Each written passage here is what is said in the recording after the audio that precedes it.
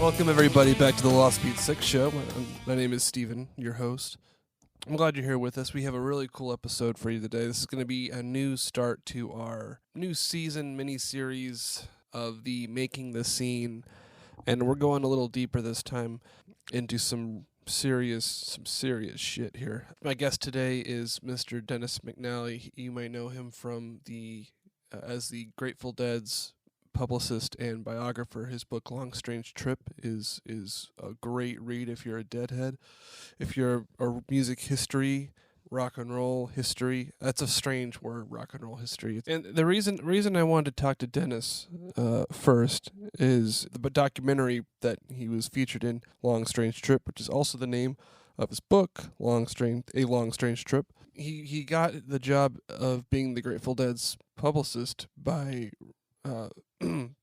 the fact that Jerry Garcia really liked his biography on Jack Kerouac.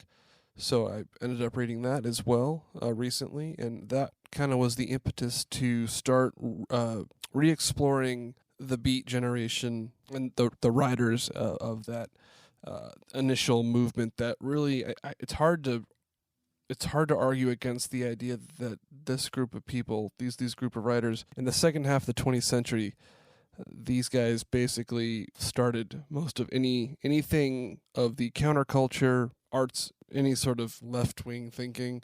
They all kind of draw back to this sort of these poets and these writers. So if you haven't checked out our first episode or first series of our deep dive exploration and celebration of a particular scene or group of people, which was Planets, the art rock film collective from Alhambra, California. You kind of get the idea of what we wanted to do, or what I wanted to do, with sort of discovering what creates the culture, what's the foundation for a scene of creative people to glob together and really kind of try to make something happen. And so, as you know, Lost and Beat and Six are all derived from particular 20th century movements that really kind of had that sort of chemistry or energy to whatever scene they were, or wherever place where they were, or whatever scene they were in, and what they were doing. And I could go on, and this could be, I choose those words as they're catchier, but those who know me and those who have listened to this podcast kind of know where I stand on a lot of these things and what I like to talk about. And this is sort of a focus on that. So the chance to get Dennis McNally on is a huge treat for me, because his books are really good, and he writes it's in a passionate, almost romantic tone, and I like those. I like it when you have a romanticized touch to a set of history. It's sort of I think Dan Carlin talks about this too, where there's sort of in the Will Durant kind of narrative-based historian, like going back to like Herodotus, where you have these people that they have these stories and you have these legends and you kind of have these facts, and you can blend the two and without too much of you can strip the mythology, but you can keep the kind of magic, if that makes any sense. So anyway, I think what we want to do with this series, and it's going to be a little more sporadic as I arrange the speakers and the guests and who I can get on the show, is I really want to explore the Beat generation as it is, as we look on it today, and it's not in a politically correct nature. And when I say that, I'm not looking at it as, I'm not trying to critique it as it had issues, of course, but it's a far more complicated, the Beat generation is a complicated, multi-layered, very dimensional group of people. What I really want to look at it is the idea of individualism and nonconformity, and how the Beats were a certain, at least the main three, and the circle of people. So you get the main three of Jack Kerouac, Allen Ginsberg, and William Burroughs, and those three people, and then you have your surrounding cast of characters and muses. So you have your Neil Cassidys, you have your Gary Snyders, you have your Greg Corsos, Michael McClure, Lawrence Ferlinghetti. Ferlinghetti I really want to talk about, because he was one of those who were forward-thinking enough to fuel and publish, and you have to get these things written down to spread. I mean, other than the oral tradition where you have to be there, but still, that's still a means of recording it. Anyway, so that's a tangent I want to get into later, but but the main subject of nonconformity, and I will tend to refer to it as refer to it as individualism. Dennis McNally refers to it as a cultural freedom, or a freedom to, there's freedom to do what you want and live your own life in a. But I'm not going to use freedom for me. Freedom has a very not that it can get polarizing, but it has it gets into different levels of what you have to. I get Socratic about it, or how do you define freedom, and if it's just sovereignty or protection. You have Isaiah Berlin's whole positive liberty, negative liberty, which is like the freedom. Positive liberty being the freedom to, and the negative liberty the freedom from. It gets into an intellectual quagmire when it gets into that. So he will refer to it as freedom on the show. And the reason I want to use individualism, because that's kind of a subject material we can relate to today, and how we use individualism as a almost in a way, and I want to argue the idea that it's a far more soulless, sinister situation in regards to, individualism being some sort of social media life hack, or you do you, or it kind of becomes like a series of empty platitudes by influencers making money off of living a lifestyle we can only dream of, or we only aspire to be on a material level. And also the idea of if there was a purity of the original beats that we are missing today, because it becomes construed with countercultural hippieism, environmentalism, sort of punk rock aesthetics, whatever it means to not be the square working in a 9 to 5. It's a different world today because of the economically speaking, and so it's hard, and I do apologize for rambling and ranting on this, but I want to set up the tone of what I want to explore with this subject material, because I know a lot's been said about the Beat Generation, a lot's been written about the Beat Generation.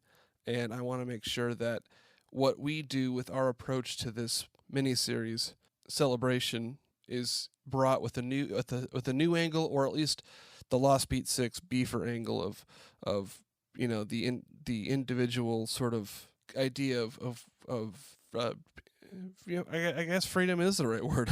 Maybe Dennis had a point, So a lot of the subject material will come out. And he does make reference to his most recent book, which is called On Highway 61, Music, Race, and the Evolution of Cultural Freedom. And he talks a lot about Henry David Thoreau being kind of the ground zero contagion of the nonconformist bohemian concepts. And there's a lot of interesting talking points that I seem to agree with in terms of sort of the American Puritan ethic mythology, and how that competes with sort of pagan or concepts of how we treat the earth, and how we treat each other, and how we just sort of life points and things like that. So I hope you enjoy this show. This was really really a fun opportunity for me, sort of his knowledge of an insight, having covered and chronicled the two main movements of latter half of the 20th century, where you had the Beats, and then I would say the countercultural, like hippie turned to Deadhead, especially as far as the alternative lifestyle of what the Grateful Dead tended to represent. Actually, this is kind of an interesting point, because I just saw Dead and Company last week as we're doing this episode. It's the reason this episode is supposed to come out November 1st, and we had a Dead and Company show, and I decided to talk about that. My thoughts on that show are on the previous episode 28, with our good friend Sean Holt, as a sort of Halloween era beefer book club episode. But it's an interesting preparation for me to go into this episode and talking about the world that Dennis covered for such a long time. Became his, pretty much his life's work. Hopefully I explained this enough to the point where you guys can understand what we're trying to do with this. And I think we'll try to keep that focus, that kind of postmodern present day focus on what the beats were and how we can what we can learn from them in this new in today's non-linear digital environments. So I really do hope you enjoy this podcast. I hope you enjoy the show. I think we should get started. Let's do this. Okay, hold it. One quick thing here. He mentions it a couple times, and he's not selling it, but I am. I just bought this book. Go buy the book. It's Highway 61 on music, race, and the evolution of cultural freedom. Please go and don't buy it from Amazon. I know that it's the easiest way to do it. If you have to, please go ahead and do it. But try to buy this from your local bookstore. I'm gonna stand tall on this one. Please, and any books that come up in the Beefer Book Club and this upcoming series, and if we talk about stuff, I'll try to make a point of trying to let you know what the books are, and please go buy them from your local bookstore, or if they're from the Beat Generation ish, City Lights sells this stuff. Go to citylights.com. Go to Kerouac.com. That's from the Beat Museum bookstore. They have all this stuff, and the guy who runs it's super cool. But please support your local bookstores and please read books. Okay, let's get started. Put the music back on.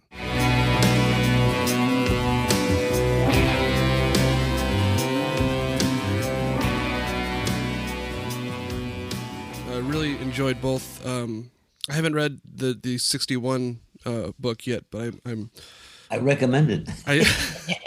I will pick it up as a giant music fan. But I really enjoyed. I first read Long Strange Trip, and then just this year I actually read Desolate Angel, and that was kind of the inspiration. Like I should probably this podcast and this sort of my sort of fascination with how communities kind of develop and creative movements manifest themselves. If that makes any sense. Just the idea of course, Lost. It's just sort of the idea of how these creators kind of, I don't know. It's I've always been. I think the Haight-Ashbury and the Beats, and I can go back to like Florence, Renaissance Florence, if that's a huge thing for me. So, yeah. For what it's worth, and I'm not trying to sell anything here. Sure. You might want to read Highway 61 only because it traces that community, that bohemian, whatever, totally, that non-mainstream white people community from Thoreau to Dylan. And that's what it's about. Okay. And in my opinion, and the opinion of the book, that is considerably, not exclusively, but considerably a response to African American culture. Okay. So for what that's worth. Yeah, I will. Yeah. No, I'll buy it as soon as we're done with here. Yeah. But I know you're on borrowed time here, so I have a few questions that are kind of Please. They're on the broad spectrum. It's just kind of me noticing, in part I think also. If I may over-explain myself, sometimes I wonder if you can force some of these issues. Like, I'd love to have that sort of community, and I've found a few recently from a few friends of mine that are really kind of people that kind of get like just a sort of collective bands and things like that.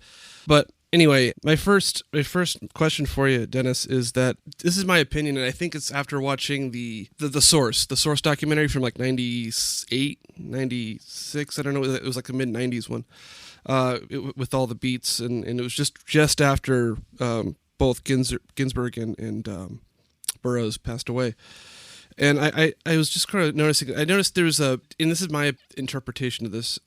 Is that I felt that there's some sort of purity to the original beat movement, that it wasn't really political. It was almost completely nonconformist to the entire post-war society.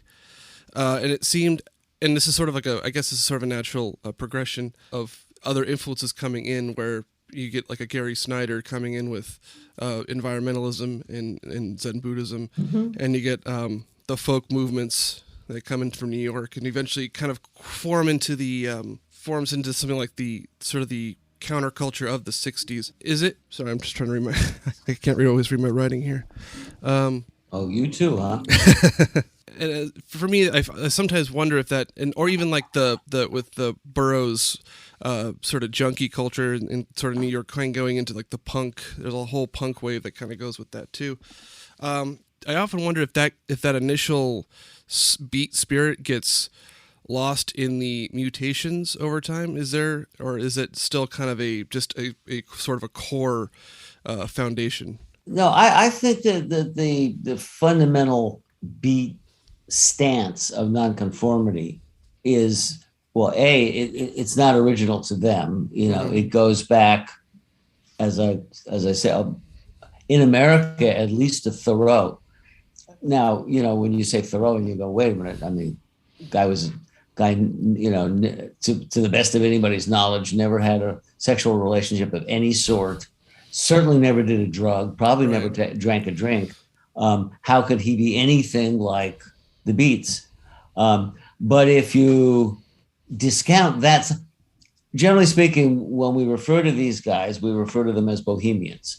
And that derives from the quarter of Paris, where people from Eastern Europe and Bohemia, which I think at that point was Switzerland's area? No, not Switzerland. Either Romania or Hungary. Don't quote me. Look it up. Sure, we'll do it. But the Bohemian, and it was just the same as the Haight-Ashbury. It was an inexpensive neighborhood of Paris, and that's where the artists went to live. Right. And a guy named Henri Murger started writing about them because he just found them interesting. And it was basically a culture of living a low-cost life, because who makes money as an artist? Right. Very rapidly not paying any attention to the conventional beliefs about sexual propriety. They probably dabbled in opium, but not so much about drugs then. Right. And just sort of generally not buying the modern bourgeois belief that, life should be about, among other things, the Protestant work ethic and blah, blah, blah, sexual propriety, etc. Right. And then whoever, right now I can't remember, Puccini, whoever it was, read this book. It was Scenes of the Bohemian Life, Scènes de la Vida de Bohème. And some opera person. Yeah, you're referring to La Bohème? Exactly. I think it's Puccini. Right. Wrote an opera about it because it was a good story, and it's a wonderful opera. Yeah. It really. I mean, I had the great good fortune of having a buddy who was with me with the Grateful Dead for many years become the front of house manager at the Opera House, and I got free opera tickets. Oh, fantastic! So, and one of my favorite of all of them, La Bohème. I just love La Bohème. It's great. Anyway, so that's why we call it Bohemian. And the superficial stuff about that is lifestyle stuff, like sex and drugs and rock and roll, which is the easy part, and it's what people have been latching onto ever since, one way or the other. Thoreau created the intellectual substratum of all that. In which he rejected the Protestant work ethic. He rejected the notion that man is separate from nature and that nature is there to be exploited, which is to say, which goes all the way back to the Judeo-Christian religion of monotheism, in which the going back to the biblical story, which was that man is created in the image of God, right? Which puts man above all nature, because after all, we're the next step from God. Sure. Well, Asian religions are a little saner about that than this, and certainly Thoreau was. And he said, no, we're part of nature, Right. Okay, well, that was so far ahead of its time that literally it was not till the 1960s that anybody really started fully grasping how revolutionary Thoreau really was. At any rate, we move forward through time. The Beats, who, by the way, were at that point, which is to say in World War II in 1943, when they started meeting as friends in Manhattan, were about as urban as you could get, right. All of them. And it fairly well stayed that way until Jack met Gary, or actually Alan met him first by about a week. And that message, which again is, there's like 4 or 5 fingers to the hand of the message. One is largely thanks to Gary. One is and Thoreau, which is that the idea that we're apart from the world of nature is insane and causes us infinite problems. Right. Not least the fact that we're completely trashing the planet. Oh, by the way, in case and you live in Santa Barbara. Camarillo, Ventura County. Yeah. So the point being that you're in California, you know something about the fire season, and how. I mean, the sequoias that have lasted 2,000 years are now in danger. They used to be fine with fire because the fires there was much less toxic buildup. Now the fires are so hot that they're killing the sequoias. That's, for me, in some ways, a bigger tragedy than some of the awful things that have happened to humans lately. Anyway, but it's certainly a comment on where the planet is, which is in bad shape. Right. The Beats rejected. And remember, they did this acutely because they were in the middle of World War II. Now, clearly, the collective effort necessary to defeat Hitler, which I and everybody sane wanted to happen, did not permit for a lot of divergent opinions. So their political opinions were kind of implicit rather than explicit. I mean, 1944 was not a time to run around saying that America wasn't the greatest place on the planet. At the moment, you didn't say it out loud. Right. But as it went on, and Alan, I might add, was left politically. Burroughs was much more right wing, at least to the extent of being very libertarian. Yes. And he was, he was a gun nut. Yeah. I mean, he was weird about other things too. What I found fascinating about even Kerouac, I didn't know this until I read your book, was voting party line because of his family. Is that correct? He always voted Republican. Now Kerouac, again, politically was reverted to was always politically conservative. Okay. In the conventional sense. Yes. Because frankly, politics just meant nothing to him. Sure. And so if you asked him if he voted, and I don't know that he did or didn't, it would have been, he was a child of immigrants. His first language was French. He was very much under the spell as a younger man of the American exceptionalism, which is to say it's the best country on the planet and never makes a mistake. Well, as things evolved, it became very clear that was not the case.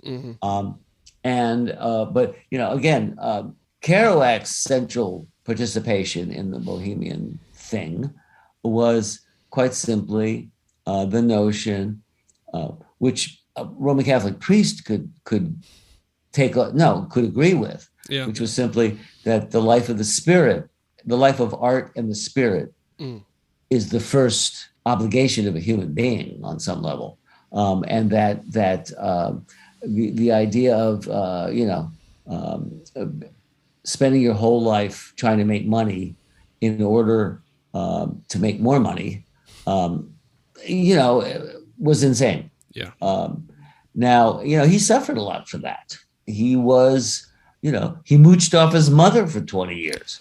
Yes, yeah, that was which did not do his self-esteem any good. And well, he had a fundamental problem with dealing with her, largely because of the death of his brother. Right. As a younger man, in Kerouac's case, as a child. But the fact is, when the Beats came together, what they understood was that art and the pursuit of the sacred in some fashion was what was important. And things like waving the flag, particularly during World War II, waving the flag, was not, which is why Kerouac ended up shipping out as a merchant seaman, not, joining a military organization. Right, right. So the answer is that the essence of that message, if there was a message, I don't know if message is really. I'm not even sure if I had a question in there. So I want to get your thoughts on that kind of level of. I think the essence of that example is unchanged. I shouldn't say unchanged. Remains, in essence, what the Beats did, what the hippies did, and the problem, or not the problem, the conundrum of writing about the 60s is that an enormous portion of what the 60s stood for became part of the American culture. For instance, openness to sexuality. Mm-hmm. I mean, we have gay marriage now. Yeah, that's shocking. If you are looking at it from the point of view of, say 1954, when it was acceptable for the federal government to fire anybody gay, right, as a security risk, et cetera. So on and on. The cultural, pot's legal. Most of the problem, or the when people say, dismiss the 60s as being trivial because I don't know why they would. It's because politically, unfortunately, from my point of view, they did not succeed. They did manage eventually to make it so difficult that the government had to end the war in Vietnam. Right. But on important issues, voting issues, the right wing has been much more better organized, better financed, and more focused, and succeeded in, among other things, in making sure that the climate, the necessary actions to prevent the destruction of the environment were delayed, so that the Koch brothers could continue to profit on oil,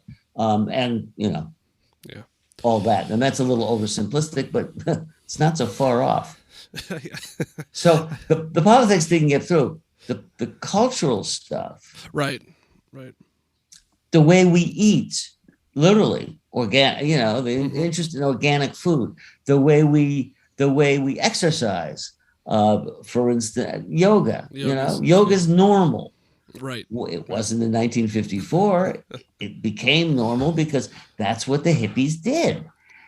Stuff like, an interest in Asian culture was, an essential part of the package. Obviously, all of which was derived from, not derived from, but was preceded for them by Gary, right, who, I might add, then sat on the stage at the Be-In in January of 1967, and was sort of this living example as an elder brother. That kind of sends me into my next sort of topic, into that, or not topic, but the next question was, I kind of noticed, I've kind of thought about today as far as and I may suffer from golden age mentality of like, wow, it's so, I think that goes back to, I think Hesiod or somebody like that, where I noticed, and we were talking about the original individualism of the Beats, the Bohemians, Thoreau, and it's had a more spiritual, non-materialistic kind of base. Ideology, thank you. And we have a modern version of that, which is less spiritual, less more materialistic, and kind of the modern sort of the modern individualism seems to kind of be very almost too self-centered. Not almost.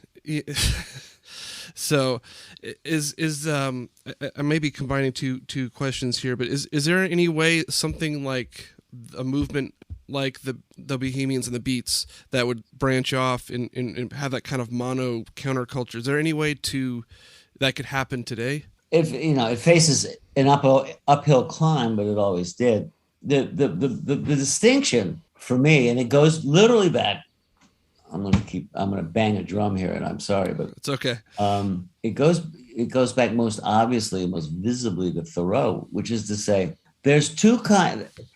America has, you referred to it as individualism, and I would use the word freedom, which is to say, there's two kinds of freedom in America that are really at war to some extent at war with each other. One is the freedom of ideology and thought that Thoreau represents, that in which people go their own way and do not believe in the sort of groupthink of American exceptionalism and white supremacy, which is one of the essential elements of American exceptionalism. Right. And yada, yada. And then there's the freedom to make as much friggin' money as you possibly can, which is the other kind of freedom. Mm-hmm. And Thoreau was witnessing that as when he, got in his little canoe in Lowell and went right past Lowell, Massachusetts, which was the first industrial town in America. It's the beginning of the American Industrial Revolution, and it's where the fortunes began to be made, along with the railroad that went right past Walden Pond. That again was part of the technological transformation of America in the 19th century. That's not too far off Concord, is it? Isn't it? Like there, maybe I could be mistaken with that. Walden is in Concord. Okay, yeah, got it. Yeah, that's where Thoreau was from. Okay. So, the answer is that, it depends on which freedom you're particularly interested in doing. It's risky to put it that one is a right-wing conservative worship of freedom, namely the right to make a lot of money. But that is, largely true. I wasn't joking when I said that, the greatest single enemy of doing anything serious about climate change in this country is a very narrow group of billionaires that don't want to stop making their billions. Sorry. Yeah. Anybody who's or people dependent on them. Every guy that works in the oil plants, right, is terrified of the idea of shutting the oil plants down. Simple. I'm going to shift gears really quickly. Go ahead. I can keep up. I'm currently getting my way through Visions of Cody. Do you have any tips on reading spontaneous prose? Oh, well, how do you read spontaneous prose? Well, one is to not try to go for a literal understanding. On the first reading, listen to and hear what you're reading, because to a considerable extent, what he's doing is writing in rhythm and not necessarily trying to be literal. Okay. And worry about the literal meaning maybe on the second reading, which is to say it's not something you can necessarily get the first time. Right. And if you get into Big Sur, for instance, where he tries to duplicate the sound of the waves, makes me crazy. Because it's just these sounds. Yeah. But the point is, you have to understand, well, these are just sounds, and he's not trying to do anything, that's literally or intellectually absorbable. You have to relate to it on a different level. Okay, yeah, I'll give that a shot, because I think it was on the road Dharma bums as far as reading history, and then I think when I found out he was reading he wrote 10 books or so in between it was 7-year gap between publications, and it was just all this stuff, and it was obviously very very groundbreaking for the time, and I can understand why it wasn't getting published at the time either, unfortunately. But as soon as after reading Desolate Angel, I quickly bought Subterraneans and Visions of Cody, and I'm like, okay, I gotta you have to understand that in terms of writing, going from the town and the city, which is traditional and formal and greatly influenced by Woolf. And then On the Road and then Visions of Cody, there's a progression. And the progression is, how far out on the edge can he get? And he pretty much gets there with Visions of Cody. On the Road is transitional, and it was edited. Remember, if you read, if you get a chance to go when they're putting the scroll, the original type. Oh yeah. If you ever get a chance to see that, do, and you'll see. Well, for starters, there's the original names, but also, there was a certain amount of recasting before it was published. Yeah, that's true. I actually got a chance to read when they have the copies of it. That's right. And there's a book where it's hard to read. Duplicated. Yeah, it's hard to read the original publication after reading the full unabridged, fleshed out real names. It's interesting to compare and contrast. Right. Also. One other question I have for you is this is more on the dead side. I'm also fascinated with sort of, to phrase, egoless leaders in a quote, like a Jerry Garcia, or I put Jim Henson in there a lot too, where it seems like where they are like the leaders, but they don't always want to be. Is that stable enough? Does that actually work? Oh, absolutely. Well, it certainly works for Garcia. Okay. I mean, because he seemed to be some, like, I just, even watching between your book and the documentary, it seemed like he was almost indecisive at times, where it was like the Hell's Angels situation, where it's like they probably shouldn't be hanging around. It just seems to be an uncomfortable situation for everybody. That was a situation in which his commitment to freedom and tolerance was put at risk. But except for at Altamont, where he made it. But I will also jump in and say that the fundamental problem at Altamont, since that's sort of what everybody points to, you tried freedom and it failed. Well, yeah. But let me just add that what happened in Altamont very explicitly was sort of the conflict of two things. One was that there's a principle which people followed there, which was the show must go on. And that's a very righteous, speaking as somebody who's worked in the business for a long time, that's something people who work in the music business really take seriously. And I mean, it's ideological. Yeah. In contrast to that was Mick Jagger's ego and his desire to have a movie. And what you find out if you research it is that the problem at Altamont was that the stage was 2 feet high. Yes. Okay? I did notice that. Single fundamental problem. And that's why suddenly the Angels were terrified. They had 100,000 people in front of them who could have eaten them. They knew that the only way that they could, was, to be more hostile and more aggressive than the people in front of them, many of whom were like so zoned on drugs that, they were almost willing to be beaten. It was a very sick scene. Yeah. Sort of mutual enablement. But the fact is that, when the crews arrived to set up the stage, Chip Monk, who was in charge of the lighting, which was needed for the movie, made sure to build 2 big towers for the lights. And he took a significant part of the structural steel, which left the stage 2 feet high. Okay. That's what caused the problem. And there was a lot of changing. It was a lot of last minute planning and all of it was again. They were supposed to play in Golden Gate Park, right? Where they would have played on top of a berm. That's next to the polo grounds. That right away would have made it a much more secure situation. But Jagger had to talk about it. And of course the city fathers went, oh no, if they had announced it the day before, they could have gotten away with it. But no, his ego and his desire to promote the Stones, blew that out. Then they were going to go to Sears Point, which is up near Sonoma, north of San Francisco. Okay, yeah. Again, It was a situation in which a natural amphitheater. They could have built a good stage. It would have been good there. Mm-hmm. That setup fell apart because he was not willing to cut the piece. Long story short, he wasn't willing to share any part of the film's money. They expected to make lots of money on it. Yeah. With the promoters. So they got blown out.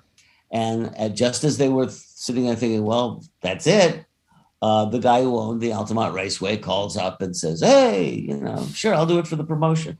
As I say, the folks who were like building that stage and building those towers, they were killing themselves to make sure that the show went on. Right. Because, people, it was like, for starters, it was going to be sort of the West Coast Woodstock. It was 3 months later. You'd have 4 or 5. It was only one day, but you'd have Santana and the Airplane and the Grateful Dead and Brothers the Rolling and Stones. Yeah, marvelous, big day, and others. I think the Burrito Brothers. Yeah, I'm pretty good friends with Chris Hillman.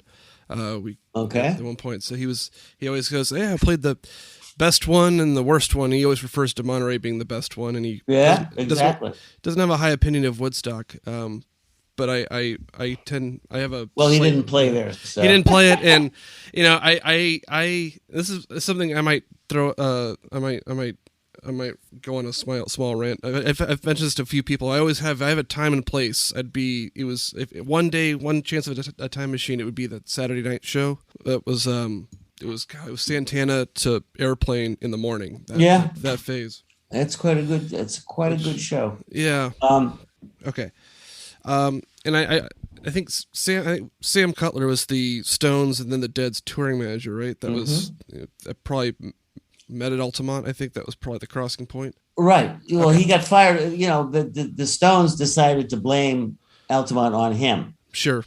Which was not fair, but and so he in the process of all that, he had actually, even before the roots of Altamont were laid before the tour started, back in September of '69, when Rock Scully was in London and suggested that they do a free show, which was sort of the hippie thing, and the Stones, that tour, they charged $5 a ticket, which was a lot of money in those days. Actually, and even more than that. The point being that the hippie press, the underground newspapers, criticized them a lot for their charges, for the presses. One of the reasons why it was so important to do a free show on the West Coast was to sort of make up for all that criticism. Yeah. I actually, before I even go to that next question about Sam, it seems to be like a giant culture clash between the Stones' kind of darkness of the time, and the more optimistic hippie. I'm lacking my vocabulary today, but that sort of no. There's more than a grain of truth to that. The Stones. Well, again, you need to read the book I'm writing now. Right. Sorry, that's good. No, just read Andrew Loog Oldham's memoir. Oh yeah. Because as a manager, he was like 19, but as a manager, the Rolling Stones were just they were like a neighborhood blues band. Mm-hmm. And when what he realized was that the Beatles, wore these matching suits, and they were charming and funny and unthreatening. Mm-hmm. And he decided that the way to build up the Stones was to give them the persona of being dangerous. Right. One of his slogans was, would you let your daughter date one? Yeah, that's right. Yeah. And that evolved, and that album, which is brilliant on every level, Let It Bleed, which was the album, of that tour. Mm-hmm. Jagger is dabbling in, what's the word? Evil, darkness. Mm-hmm. Midnight Rambler, a rapist, and just etc. And very brilliantly, it goes very well. Darkness goes very well with rock and roll. Mm-hmm. Ask Led Zeppelin. And yes, the Grateful Dead were always more spiritually inclined. Personally, I mean, they didn't really put it in the music, but it came sort of implicitly, and more positive. So the answer is yes. There is that contrast. Sam made a point in the documentary about there's a very American mythology based in like searching for America, like the traveling, the constant traveling, the on the road kind ofness, and right, and you don't get that in any other sort of national culture or even like he says it's one of my favorite lines. He goes, English people don't go traveling around England searching for England, right? So why do you think that's a thing? Well, there's a lot of reasons for that. One is that the United States is so enormous that you've got a lot of room to go looking for. Secondly, it's relatively new compared to England, right, which has been, there for 700-800 years now. I mean, and more. Yeah. Depending on where you're looking, and it's small. It's a small old country, and so that that notion of going off to look for to seek wider horizons, it doesn't make any sense. And that's true of most of the countries that you would cite, because they're either small, relatively speaking, sure, yeah, most of the European countries, or lacking in freedom, like in terms of freedom of mobility, like say Russia, which is certainly, or China, which is certainly big enough, but we're early on very authoritarian places, and you couldn't just go off and look for look for China. Could it also be possibly the more there's almost like a pocket for any community that they want to have in, because it is so large, you could well, and there's psychological room, and again, talking about freedom, there's that sense that you can be that is certainly part of the American ideology, which is you can be what you want to be. True. I want to thank you so much for your time. It's this is sort of, like I said, really special to meet writers that I enjoy reading, and thank you. It's hard not to like it when people tell you they like your stuff, Totally. And hopefully I will definitely take you up on your offer to read your last the Highway 61 book. And I think all ego aside, I do think it fits in the questions you're asking. Yeah. And it kind of answers them, at least from my point of view. Totally. I am HO. and hopefully if you don't mind, if you're available next time, I can even pick your brain on more things like that if questions should arise. You have but to call. It's just a matter of logistics and availability. Fair enough. Well, thank you so much. You're very welcome.